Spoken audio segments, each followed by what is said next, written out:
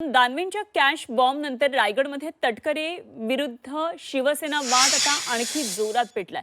आता रायगडमध्ये महायुतीतल्या या वादाची ठिणगी वणव्यामध्ये रूपांतरित होण्याची शक्यता आहे, कारण तटकरेंना आमदार महेंद्र दळवींनी इशारा दिलाय। तटकरेंचे अनेक व्हिडिओ आमच्याकडे आहेत आणि हे व्हिडिओ बाहेर आले तर ते तोंड दाखवू शकणार नाहीत, असा इशारा दळवींनी दिलाय।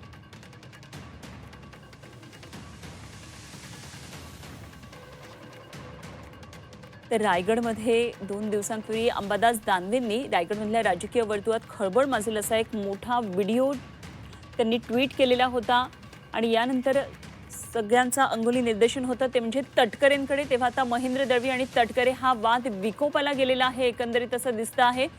तटकरेंना आमदार महेंद्र दळवींनी इशारा दिलेला आहे। तटकरेंचे अनेक व्हिडिओ आमच्याकडे आहेत आणि हे व्हिडिओ बाहेर आले तर ते तोंड दाखवू शकणार नाहीत, असा इशारा दळवींनी दिला आहे।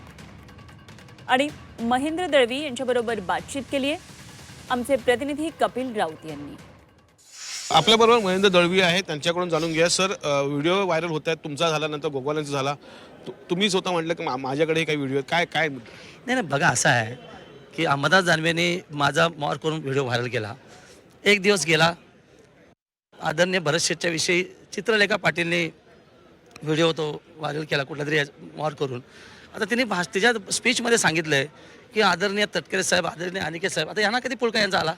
आघाडीचे घटक पक्षाचे नेते जयंत पाटलांची सून आहे ती, आणि पूर्व इतिहास रायगडचा माहीत आहे। यांनी केलेले वादविवाद लोकांना भोवलेत कितीतरी, आणि मग त्यांची बाजू घेऊन बोलणं याचा अर्थ असाच आहे की आम्हा तिघांना बदनाम करण्यासाठी तटकरे दिलेली सुपारी आहे। कधी दानवे, कधी चित्रलेखा, हे त्रिवार सत्य आहे। आणि ही सीडी आहे, चित्रलेखा म्हणजे सी आहे, दानवे म्हणजे डी आहे। ही सीडी तटकरे बाहेर काढली आहे, त्याची कधी सीडी बाहेर काढली तोंड दाखवायच्या लायक नसतं। महायुती भक्कम महाराष्ट्रामध्ये आहे, रायगडचा अपवाद सोडला, कारण रायगडमध्ये आमचं द्वंद्व लोकांना माहिती आहे।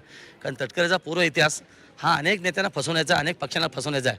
काल त्यांनी माझ्याविषयी वक्तव्य केलं, त्याच्यामध्ये पवारसाहेबांचं नाव त्यांनी घेणं राहून गेलं, अंतुले साहेबांचं राहून गेलं।